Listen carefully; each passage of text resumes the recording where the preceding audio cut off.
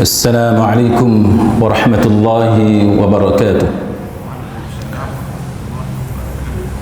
Innal hamdalillah nahmaduhu wa nasta'inuhu wa nastahdihi wa nastaghfiruh wa na'udzu billahi min shururi anfusina wa min sayyiati a'malina.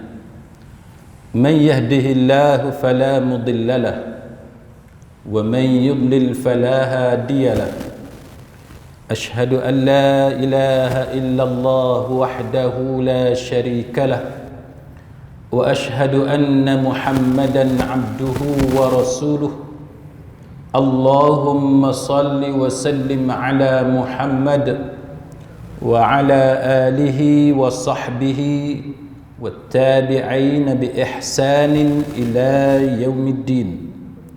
أما بعد رب اشرح لي صدري ويسر لي أمري واحلل عقدة من لساني يفقه قولي. Saudara-saudari, sahabat-sahabiah, muslimin muslimat, mudah-mudahan kita semua pada malam ini dirahmati dan diberkati oleh Allah Subhanahu wa taala. Pada malam ini pengajian kitab Ad-Da' wad-Dawa yang dikarang oleh Al-Imam Ibn Qayyim Al-Jauziyah rahimahullahu ta'ala, iaitu satu kitab yang membicarakan tentang penyakit dan juga ubat ataupun cara merawatnya. Pada malam ni kita undur ke belakang sedikit, kita tengok pada muka surat yang ke-12,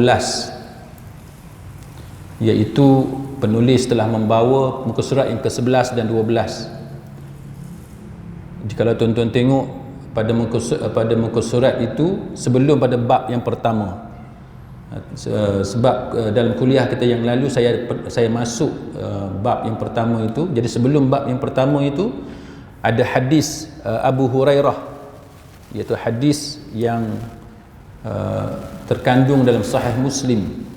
Ya ayyuhan nas, innallaha tayyib la yaqbalu illa tayyiba wa innallaha amara al-mu'minina bima amara bihil mursalin.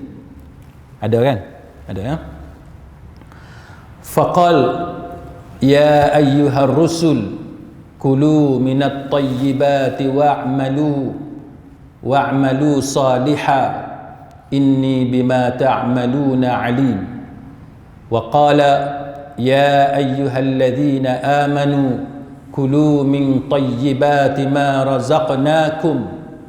Thumma dhakara ar-rajula yutilu as-safar ash'atha aghbar yamuddu yadayhi ila as-sama' ya rabb ya rabb ya rabb wa mat'amuhu haram wa mashrabuhu haram wa malbasuhu haram wa ghudhiya bil haram fa anna yustajabu lidzalik. Maksudnya, wahai sekalian manusia, sesungguhnya Allah Ta'ala itu baik dan tidak akan menerima kecuali hal-hal yang baik. Sesungguhnya Allah Subhanahu wa ta'ala juga telah memerintahkan orang-orang mukmin dengan perkara yang dia perintahkan kepada para rasul. Allah berfirman, wahai para rasul, makanlah dari makanan yang baik-baik dan kerjakanlah amal saleh. Sesungguhnya aku maha mengetahui apa yang kamu kerjakan. Itu dalam surah Al-Mu'minun ayat 51. Dan Allah Ta'ala juga berfirman, wahai orang-orang yang beriman, makanlah dari rezeki yang baik-baik yang kami berikan kepada kamu. Itu dalam surah Al-Baqarah ayat 172. Kemudian baginda menceritakan tentang seorang lelaki yang tengah mengadakan perjalanan yang jauh, yang panjang, rambutnya kusut, tubuhnya berdebu dan ia menengadahkan tangan ke langit, ya Rabb, ataupun wahai Tuhanku, akan tetapi makanannya haram, minuman dia haram, pakaian dia haram, dan dia dibesarkan dengan hal-hal yang haram, maka bagaimana mungkin doanya akan terkabul. Kemudian Abdullah bin Imam Ahmad. Siapa dia Abdullah bin Imam Ahmad? Iaitu anak kepada Imam Ahmad bin Hanbal. Imam Ahmad bin Hanbal adalah founder, pengasas kepada mazhab Hanbali. Jadi anak dia, nama dia Abdullah. Jadi Abdullah bin Ahmad ataupun Abdullah bin Imam Ahmad. Dia menyebut dalam kitab Az-Zuhd, karya ayahnya, yakni karya Imam Ahmad bin Hanbal.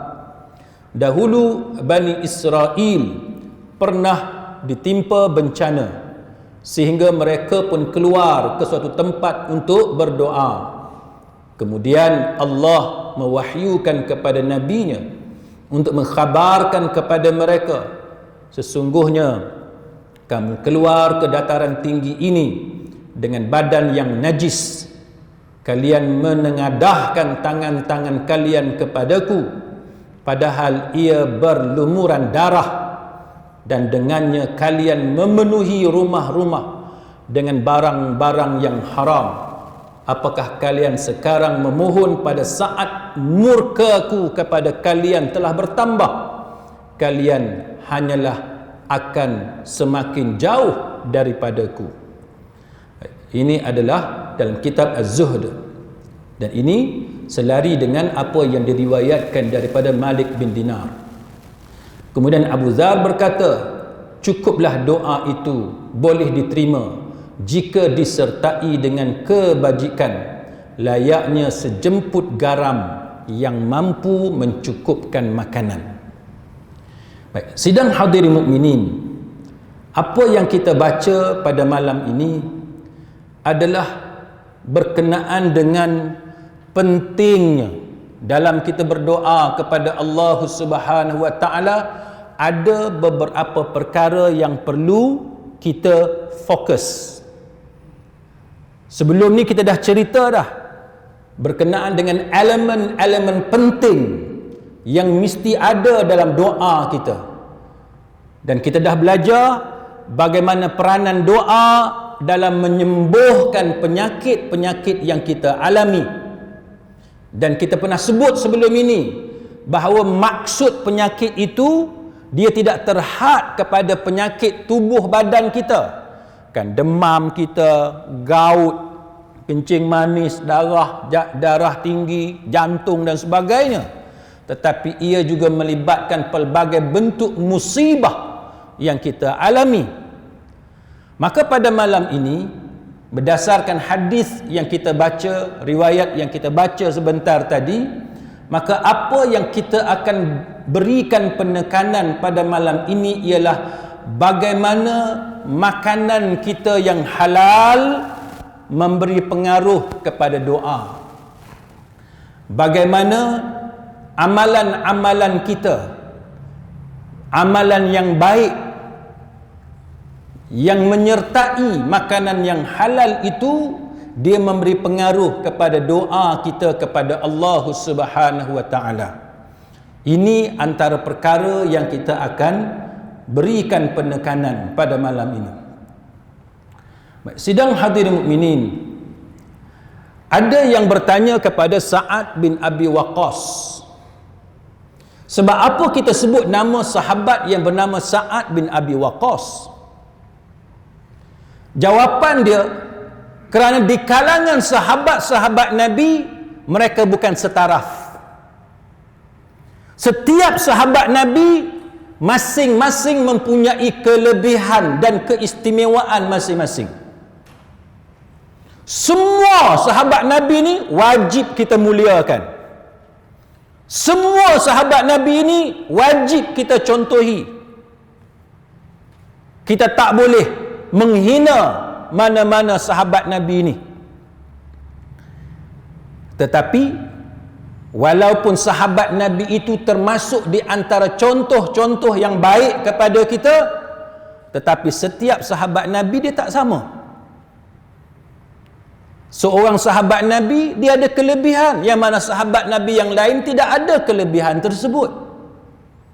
Abu Bakar Siddiq, walaupun dia sama-sama sahabat Nabi bersama-sama dengan Umar Khattab, tapi Abu Bakar Siddiq mempunyai kelebihan yang tidak dimiliki oleh Umar Khattab. Sebagaimana Umar mempunyai keistimewaan tertentu yang tidak dimiliki oleh Abu Bakar Siddiq. Contoh, Abu Bakar kelebihan dia, iman dia lebih tinggi daripada Umar. Umar pula keramat dia lebih daripada Abu Bakar Siddiq. Itu contoh, tuan-tuan sekalian. Maka setiap sahabat Nabi ni dia ada kelebihan dia masing-masing.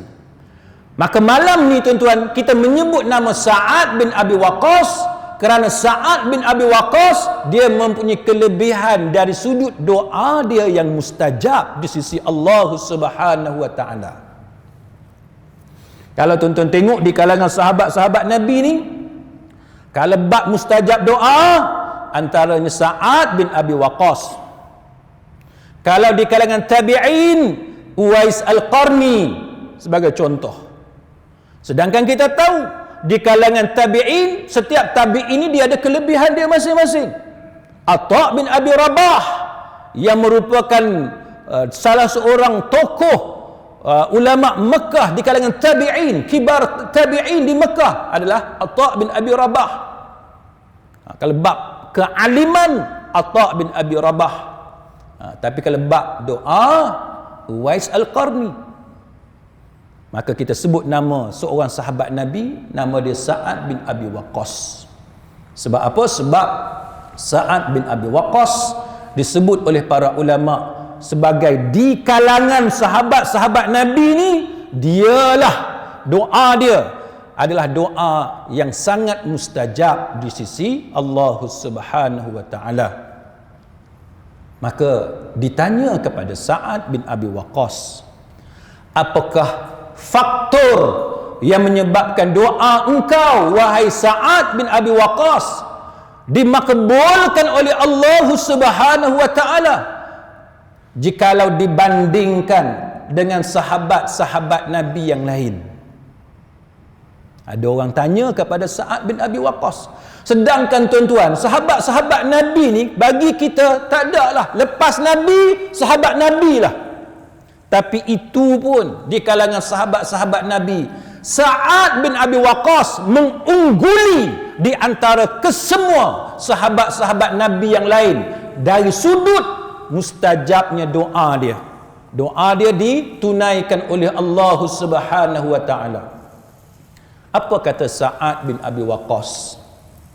Kata Sa'ad, dia kata, aku tidak pernah, dia kata, menyuapkan, memasukkan satu suapan pun di dalam mulut aku, melainkan aku pasti mengetahui, aku yakin dekat mana aku ambil makanan itu, sumber punca makanan itu, dia kata, aku mengetahui dengan pasti dan dari mana dia akan keluar. Ini jawapan Sa'ad bin Abi Waqqas. Kita makan tu tuan-tuan, kalau kita nak belajar dengan Sa'ad bin Abi Waqqas, nak dapatkan doa supaya bila kita sakit kita doa kepada Allah, Allah Ta'ala tunaikan doa kita. Bila kita tak larat kita minta doa kepada Allah Ta'ala, Allah Ta'ala dengar doa kita. Bila kita ada masalah dengan anak isteri, dengan suami, dengan tempat kerja, bab perniagaan dan sebagainya, kita nak Allah Ta'ala dengar doa kita, maka hendaklah kita meniru dan mencontohi Sa'ad bin Abi Waqqas. Setiap suapan yang kita nak suap, yang kita nak masukkan dalam mulut kita, kita cek habis-habisan, benda tu halal ke tak halal. Jangan duk main ambil je gaji kita, income kita dan sebagainya. Wahab bin Munabbih dia kata apa? Dia kata sesiapa yang bahagia, dia nak doa dia dimakbulkan oleh Allah Subhanahu wa taala, maka dia kata baikilah makanan dia. Benda yang dia makan tu kena perhatikan betul-betul. Kita ni tuan-tuan, kadang-kadang lah kalau bab nak jaga badan tu bersungguh sangat. Oh, kalau bab jaga badan, IF, kat mana-mana kita boleh dengar perbualan tu IF. Apa dia IF? Intermittent fasting. Kan? Puasa ni, puasa nak berapa jam, 12 jam ke berapa jam ke. Oh, nak kena jaga tu. Pasal nak kena tengok ukur lilit perut ni. Supaya boleh pakai seluar ke apa ke. Nak kena jaga sungguh. Yang bab pinggang ni, oh nak kena jaga. Nampak nampak apa ni, glebeh sikit, oh tak boleh. Tapi dalam bab kita nak dapatkan doa supaya Allah Ta'ala dengar doa kita, sejauh mana kita perbaiki makan minum kita. Ini antara yang disebut pesanan kepada kita. Sahal bin Abdullah, dia kata apa tuan-tuan? Dia kata sesiapa yang makan benda-benda yang halal selama 40 hari, maka doanya akan dimakbulkan oleh Allah Subhanahu Wa Ta'ala. Ambil 40 hari. Kita kalau bab puasa nak kempis perut, tak mau perut tu borai apa semua, pandai tanda satu-satu. Pukul berapa boleh makan, pukul berapa tak boleh makan. Tapi dalam bab doa ni tuan-tuan sekalian, Sahal bin Abdullah dia kata bahawa ambil 40 hari. 40 hari ni pastikan setiap benda yang kita makan, duit yang kita ambil, apa yang kita dapat, pastikan semua tu halal. Maka dia kata 40 hari kita akan dapat tengok hasil dia. Doa kita dimakbulkan oleh Allah Subhanahu Wa Ta'ala, berbanding dengan kita tak peduli tentang makan, minum, pendapatan, gaji kita, apa yang kita dapat. Itu apa yang disampaikan kepada kita. Kemudian para ulama mengatakan bahawa satu lagi ialah apabila kita menyusuli, kita gandingkan hak kita makan, hak elok-elok tadi tuan-tuan, dengan ketaatan kepada Allah Subhanahu Wa Ta'ala. Maka bila kita susuli dengan amal-amal saleh, maka itu akan memudahkan doa kita dimakbulkan oleh Allah Subhanahu Wa Ta'ala. Pasal apa? Kerana maksiat dia halang doa kita daripada dimakbulkan oleh Allah Ta'ala. Berkata Imam Ibn Rajab Al-Hambali rahimahullahu ta'ala, apa kata dia? Dia kata perbuatan kita yang taat kepada Allah memudahkan kita dimakbulkan doa oleh Allah Subhanahu Wa Ta'ala. Sebab apa? Dia kata sebab kisah 3 orang yang terperangkap dalam gua. Batu tu tutup, yang kita tahu, yang kita belajar tu kan, batu tu jatuh tutup, sehingga menyebabkan mereka terhalang daripada keluar daripada gua tersebut. Tapi dia dapat dibuka kerana amalan yang mereka bertawassul dengannya, bertawassul dengan amalan soleh kita. Jadi itu penting tuan-tuan sekalian, kita kena pastikan bahawa apa yang kita buat adalah sesuai dengan perintah Allah Subhanahu Wa Ta'ala. 2-3 hari ni tuan-tuan, heboh pasal nama Hanafi. Tak pasal-pasal, kan? Tak pasal-pasal. Pasal apa? Kerana ada satu orang perempuan, dia tak puas hati. Pasal dia kata suami dia curang kepada dia. Tuan-tuan boleh tengok dalam media sosial, ramai orang duk bercakap pasal isu ni. Katanya doktor sama doktor, suami isteri doktor, suami pun doktor, isteri pun doktor. Ada orang ketiga yang menyebabkan rumah tangga mereka dilanda dengan masalah. Isteri mendakwa bahawa suami dia curang kerana mempunyai hubungan yang terlarang dengan satu orang attendant, tak tahulah attendant hospital ke KK, klinik kesihatan, begitulah lebih kurang. Apa yang jadi heboh tuan-tuan? Kerana si isteri ni dia siarkan, dia hebahkan jenayah yang dilakukan oleh suami dia. Maka tuan-tuan boleh tengok komen-komen status berapa ramai orang yang komen mengulas tentang isu tu. Ada yang tak setuju dengan doktor perempuan tersebut yang menghebahkan perbuatan suami dia, dan ada yang support. Tuan-tuan, sama ada tuan-tuan support atau tidak support, soalan yang pertama, apa yang patut kita lakukan sebagai hamba Allah Subhanahu wa taala? Kita jangan ambil kira, oh sebab aku perempuan aku kena sokong orang perempuan, ataupun sebab kita orang lelaki kita kena sokong orang lelaki. Tak, bukan soal itu. Soalnya kita lelaki ke, kita perempuan ke, kita sokong siapa ke, adik-beradik kita dan sebagainya, kawan kita ke apa ke, nombor satu, ambillah pelajaran daripada apa yang pernah berlaku kepada sahabat-sahabat Nabi dahulu dalam bab menuduh orang berzina. Oh ustaz, dia nampak sungguh, dia ada bukti, dia print screen, status WhatsApp apa semua. Tuan-tuan, dengar dahulu, baca dengan teliti apa yang berlaku di antara Al-Mughirah bin Syu'bah dengan Abu Bakrah. Depa dua orang ni tuan-tuan, kalau tuan-tuan belajar hadis, tuan-tuan akan jumpa nama Abu Bakrah dan Al-Mughirah bin Syu'bah. Tuan-tuan belajar hadis, nescaya tidak asing bagi tuan-tuan nama Al-Mughirah bin Syu'bah dengan Abu Bakrah. Tuan-tuan tahu apa yang berlaku? Kita ketepikan sentimen, kita ketepikan perasaan peribadi kita. Kita tak suka orang poligami ke, kita setuju orang poligami ke, kita sokong hak lelaki ke, kita sokong hak perempuan ke, kita ketepikan dahulu cerita itu. Tapi kita letak kat depan dulu tuan-tuan sekalian, apa yang berlaku di antara seorang sahabat Nabi dengan seorang lagi sahabat Nabi. Siapa dia? Sahabat Nabi yang bernama Al-Mughirah bin Syu'bah dengan Abu Bakrah.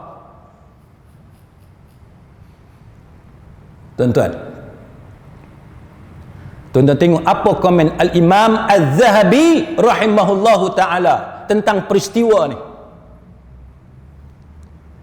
Saya ringkaskan cerita tu tuan-tuan. Abu Bakrah, dia berjalan-jalan tuan-tuan, dia ternampak Al-Mughirah bin Syu'bah.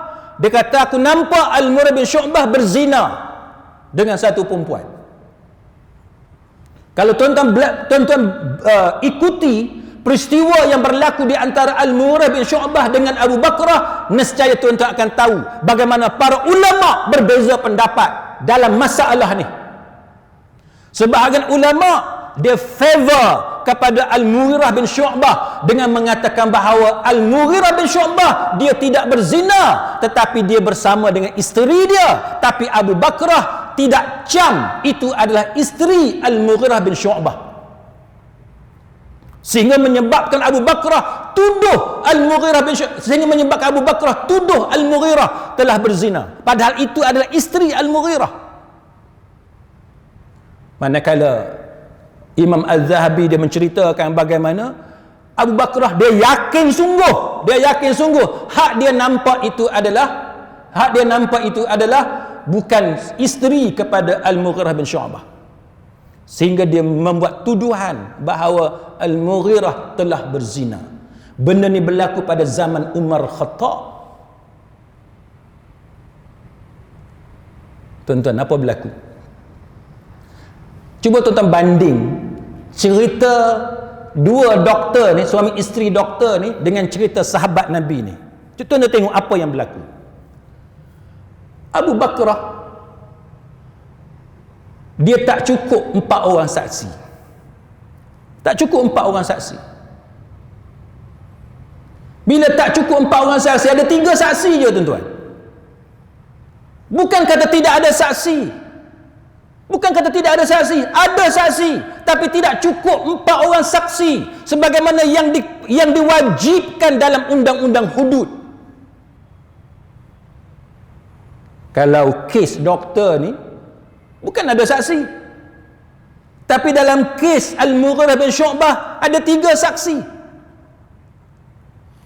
menyebabkan Umar Khattab dia mengatakan bahawa lebih baik ditarik balik tuduhan ke atas Al-Mughirah, kalau tidak aku akan tegakkan hudud ke atas engkau.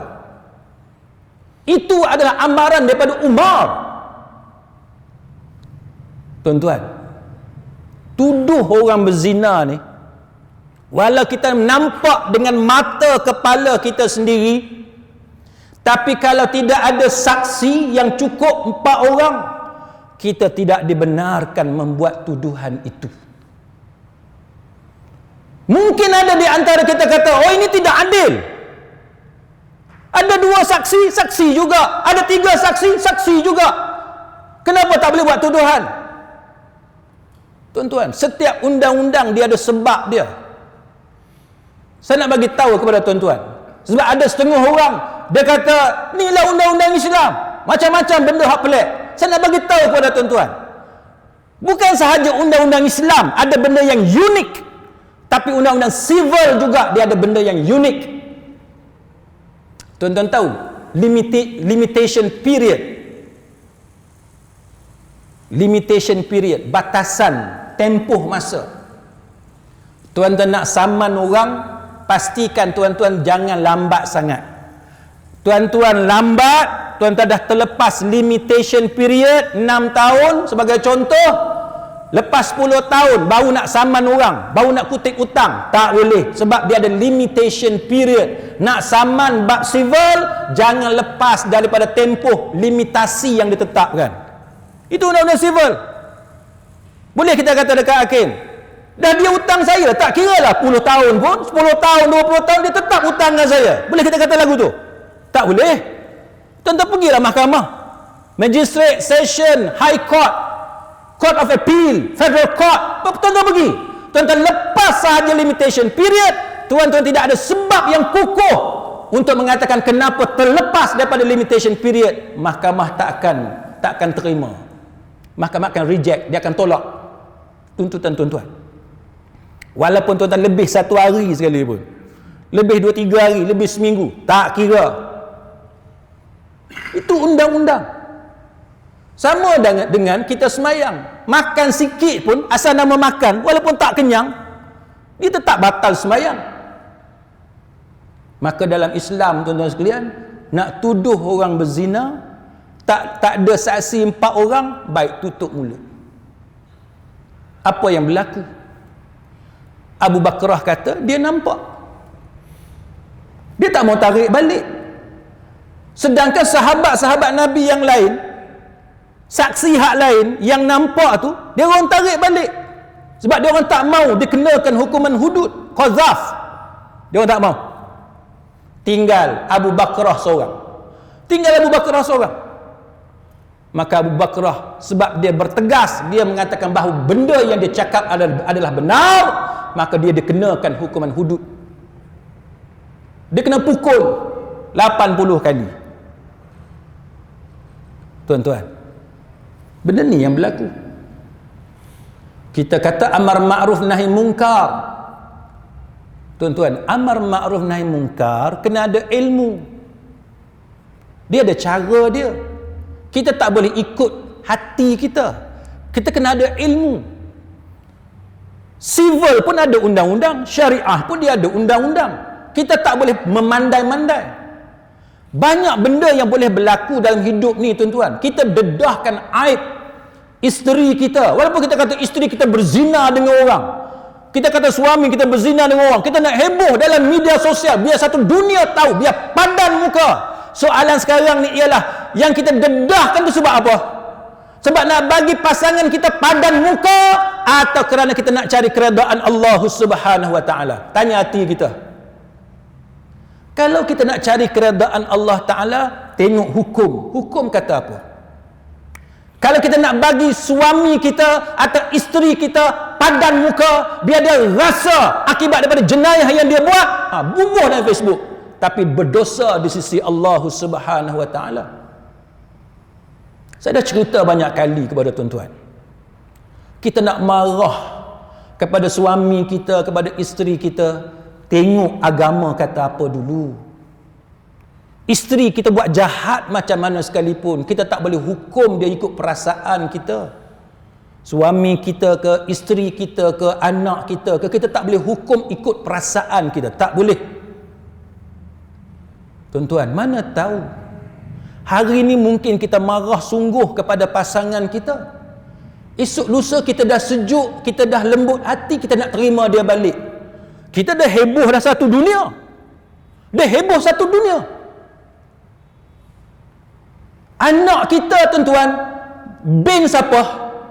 Benti siapa anak kita? Ini masalah dia.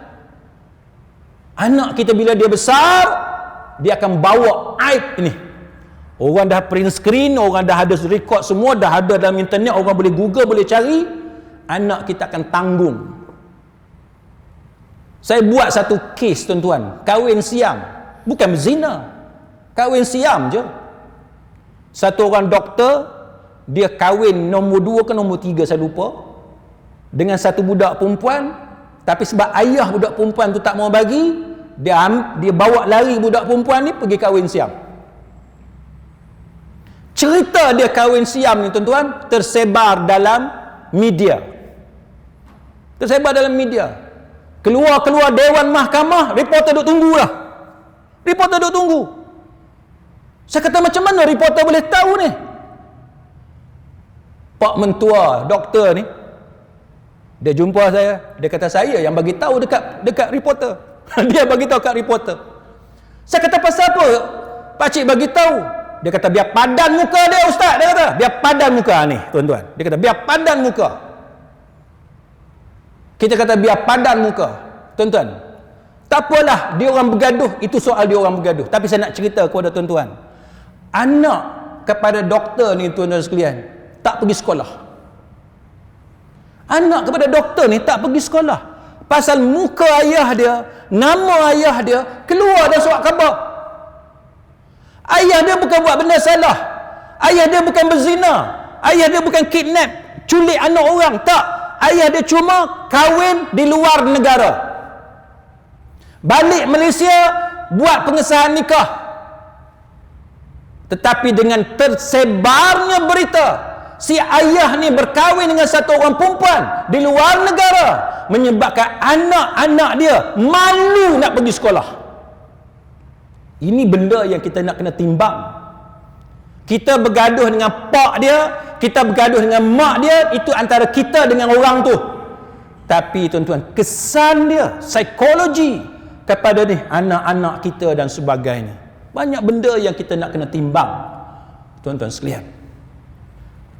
Kalau tuan-tuan tengok para ulama dia bincang tentang masalah ni, tuan-tuan, berkenaan dengan kenapa dalam agama benda ni sangat-sangat dititik beratkan, supaya kita ni jangan mudah sangat untuk bawa cerita-cerita yang macam ni kepada pengetahuan umum. Contohnya ialah Ibnu Ashur. Ibnu Ashur ni, tuan-tuan, satu tokoh ulama tafsir. Dia kata apa? Dia kata, bila kita sebarkan, wa dzalika makhsusun bima la yuaddi ila al-qadhf. Dia kata, bila benda-benda jahat, jenayah ni kita iklankan, dia kata dikhususkan dengan perkara yang tidak membawa kepada qazaf. Kita kata orang tu jahat, orang ni penjenayah, ni penipu, okey, tak apa, supaya orang lain semua tahu, hati-hati dengan orang ni sebab dia penipu, dia orang jahat, dia bahaya. Tapi dengan syarat jangan membawa kepada kesalahan qazaf. Maknanya jangan tuduh orang tu berzina, sebab yang tu sangat bahaya. Kita tuduh dengan bukti ni, dengan bukti umum, orang ni bahaya sebab dia tipu orang, dia ambil duit orang, dia ni penjenayah, dia ni perompak, tak apa. Tapi jangan menyebabkan kita tuduh dia berzina yang mana kita tidak ada bukti, cukup saksi 4 orang. Ini kata-kata Ibnu Ashur. Hak lain tak apa, tapi bab tuduh zina, hati-hati. Dia kata kerana dalil-dalil sangat melarang tentang qazaf, dan supaya kita pastikan diri kita ni jangan mendedahkan diri kita kepada kemungkinan dihukum dengan hukuman qadzaf. Ini antara apa yang dipesan oleh Ibnu Ashur, tuan-tuan sekalian. Sebab tu kita dalam perkara-perkara yang macam ni, tuan-tuan, jangan ikut perasaan sangat. Kita jangan ikut perasaan sangat. Kita kena tutup. Kecuali kita ada bukti cukup, ada saksi 4 orang dan sebagainya, kita tak kena dengan qadzaf, silakan. Tapi menggunakan channel yang betul. Kan? Jangan kita sekali-kali ada niat biar padan muka. Hak tu jangan. Kan? Bila kita dalam hati kita ada perasaan biar padan muka dia, itu menunjukkan bahawa kita tidak jujur, tidak ikhlas kepada diri kita sendiri di sisi Allah Subhanahu wa taala untuk mencegah kemungkaran, lebih kepada hawa nafsu kita. Jadi itu yang kata tuan-tuan sekalian berkenaan dengan pastikan untuk kita dapatkan doa yang mustajab, kan, kita hendaklah susuli dengan ketaatan kepada Allah Subhanahu wa taala, walaupun ketaatan kita itu bertentangan dengan naluri. Benda yang ada dalam diri kita ni, dalam hati kita, perasaan kita ni bertentangan. Kita rasa tak, aku nak buat macam ni. Tapi kerana kita mengunggulkan perintah Allah Subhanahu wa taala, kita ketepikan benda yang ada dalam diri kita. Kita geram macam mana sekalipun, ketepikan. Pasal apa? Kerana ini perintah daripada Allah taala. Saya pernah sebut dekat tuan-tuan banyak kali, kan. Tuan-tuan nak marah dekat anak macam mana sekalipun, nak tampar muka dia macam mana sekalipun, jangan. Nabi larang. Maka kita ketepikan benda yang ada dalam diri kita ni, nak tampar ni, tapi kita ingat Nabi larang, tak boleh tampar muka, kita pun tak buat. Nak tampar isteri kita ni, tapi kita ingat Nabi larang, tak jadi. Ini ketaatan kepada Allah Subhanahu wa taala.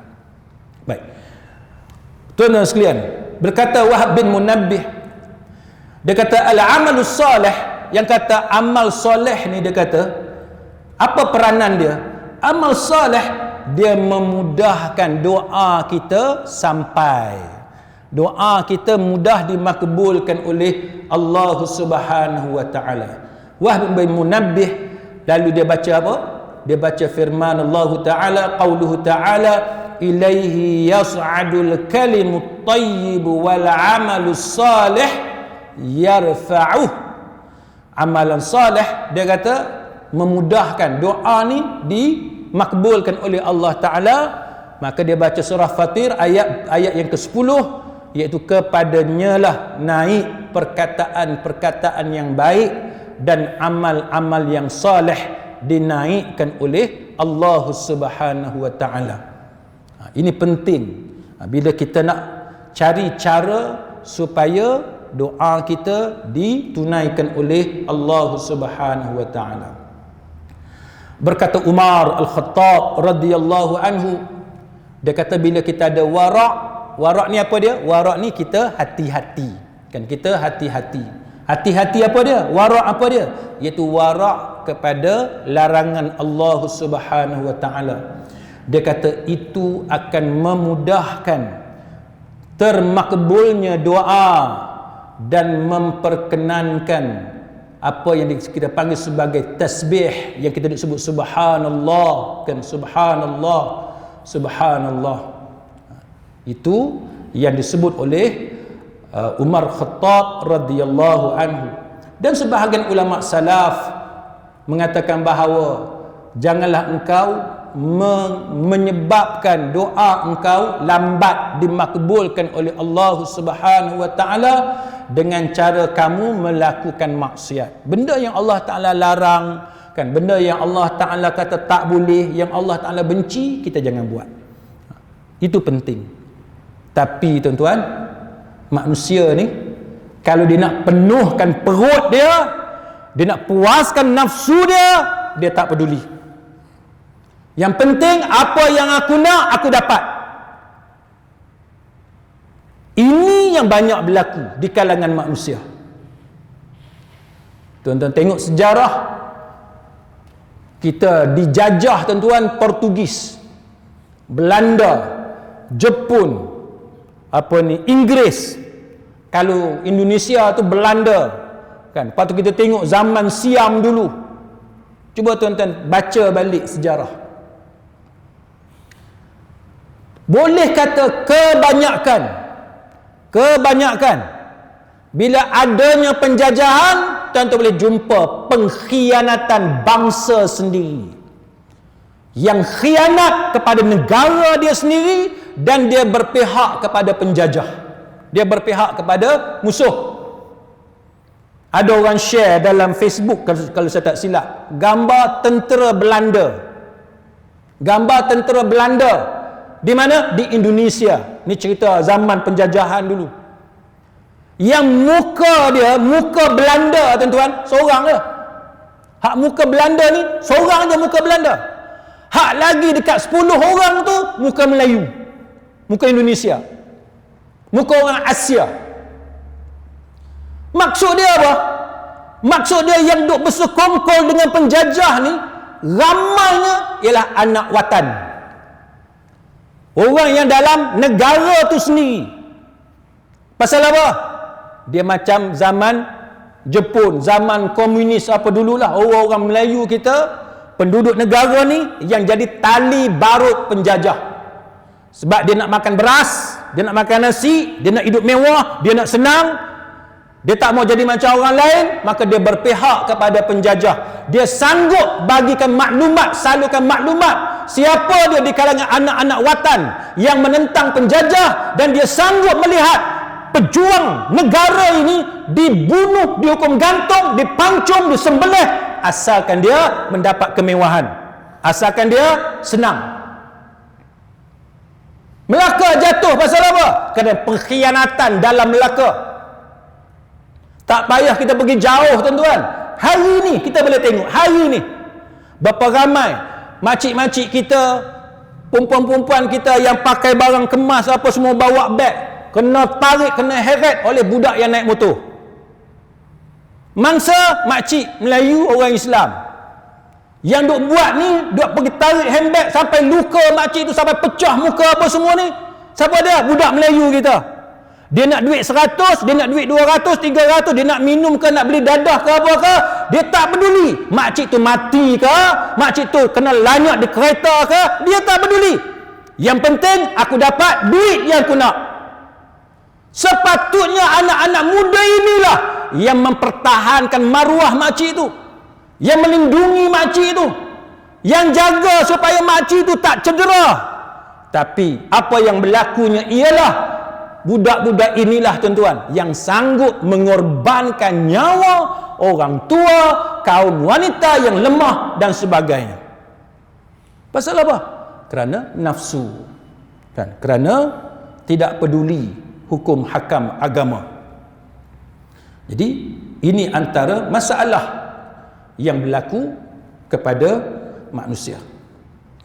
Yang kedua tuan-tuan, apakah faktor yang boleh menyebabkan doa kita mudah dimakbulkan oleh Allah Subhanahu wa taala, iaitu berkenaan dengan bagaimana benda yang kita makan menyebabkan kita mudah untuk melakukan amal-amal kebaikan.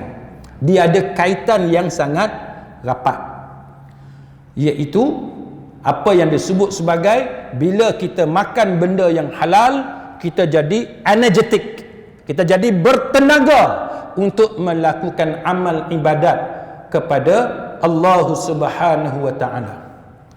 Apa buktinya tuan-tuan sekalian? Baik, kita bagi ruang untuk azan terlebih dahulu.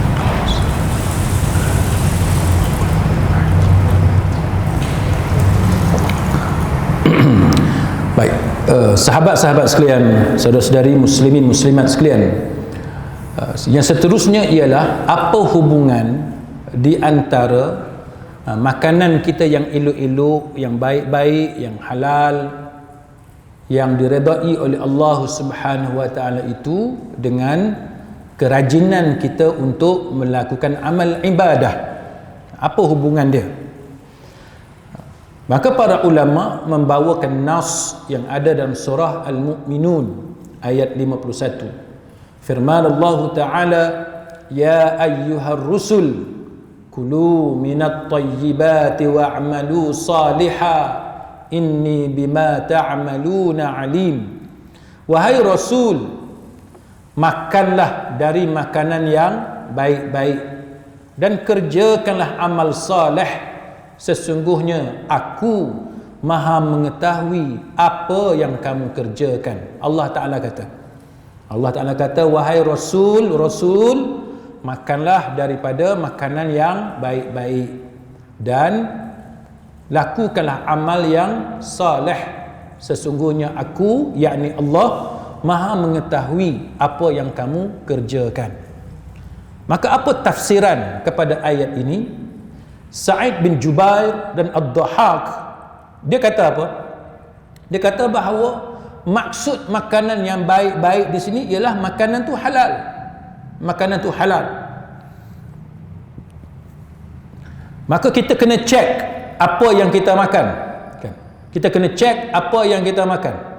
Sebab apa? Sebab makanan yang halal itulah yang akan menentukan kita ni malas atau rajin untuk semayang, malas atau rajin untuk baca Quran, malas atau rajin untuk berzikir, malas atau rajin untuk tolong orang, untuk buat benda-benda baik. Dia sangat bergantung kepada apa yang kita makan.